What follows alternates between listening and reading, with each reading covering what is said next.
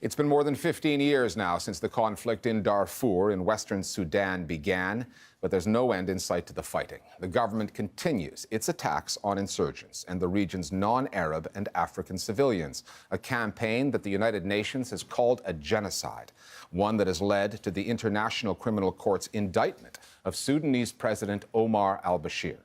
However, with the authorities preventing journalists going in and information coming out, Darfur has turned into a black hole for news. As a result, one broadcaster has proven to be critically important, Radio Debnqa. Beaming in from Amsterdam to remain beyond the reach of government censors, the station has become a rare source of independent news for what it says are its more than 3 million daily listeners. But the broadcaster's funding is drying up, meaning that Debnqa could soon see its doors closed for good. The Listening Post's Johanna Husnow from Amsterdam on the role of Radio Debnqa in a region that has seen its media environment blacked out by design.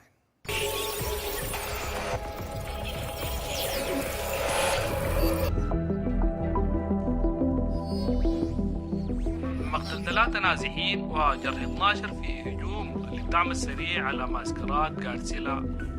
For a family on the run in Darfur, unsure whether the next village will be any safer than the one they just fled, Radio Debnqa can mean the difference between life and death. الطيران الحكومي بيواصل قصفه لشركة جبل لليوم الثالث على التوالي وبيقتل وبيجرح عدد من المواطنين. The small station, run by exiled Darfuri thousands of miles away, has been trying to keep those back home safe, as well as providing listeners with much-needed insight into one of the most sealed-off regions in the world. Editor-in-chief Kamal El-Sadiq says that Debnqa has become much more than just a shortwave radio station. It's become the lungs with which Sudanese people breathe. By reporting on security, safety, displacement, health, issues fundamental to the survival of Sudanese people.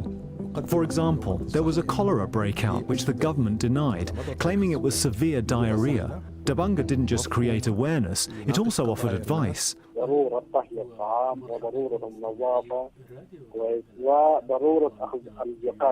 when the war was raging in Darfur, we were informing people where the fighting was taking place, so they had information on how to get to safety. Technically, Debnqa has saved their lives. While other media outlets in Sudan are censored, Debnqa's location in Amsterdam allows its journalists to report freely. The government and its state media outlets claim the Darfur crisis is over, but Debnqa tells a different story. They report on the absence of security, the poor conditions in the camps, the number of victims, casualties, the number of those displaced. The government doesn't want that side of the crisis to come out. It's a known fact that they've created a total media blackout. But millions of Darfuri want to know what's happening around them. Unfortunately, none of the mainstream media here will cover the conflict. But because Radio Debnqa operates from outside, and those providing the station with information are unknown to the authorities, it makes it much safer for them to do their work. That network of citizen journalists, often undercover, as well as ordinary civilians, are what Debnqa relies on to produce its reports. Via their phones and social media, they send information back to Debnqa's headquarters in Holland, shedding light on a region that the government prefers to keep in the dark. We receive more than 100 calls a day, and our Debnqa WhatsApp can get up to 1,000 messages. It's all preliminary information that our wide network of reporters on the ground then verifies and authenticates. Only after careful investigation do we publish stories. This is what gives Debnqa its credibility and fame. When we report to the people in Sudan, we support our news with evidence from the ground. Radio Debnqa's dependence on civilians as sources of information has been used by President Omar al-Bashir's administration to discredit the station. Ever since Debnqa's launch in 2008, Khartoum has gone to great lengths to silence the broadcaster, questioning its credibility or even cutting its signal. The government body that regulates the media is the National Council for Press and Publications. According to its Secretary General, Debnqa is in the business of spreading fake news.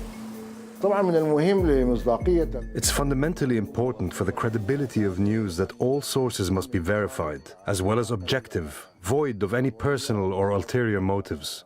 Much or maybe most of Debnqa's news items lack such veracity.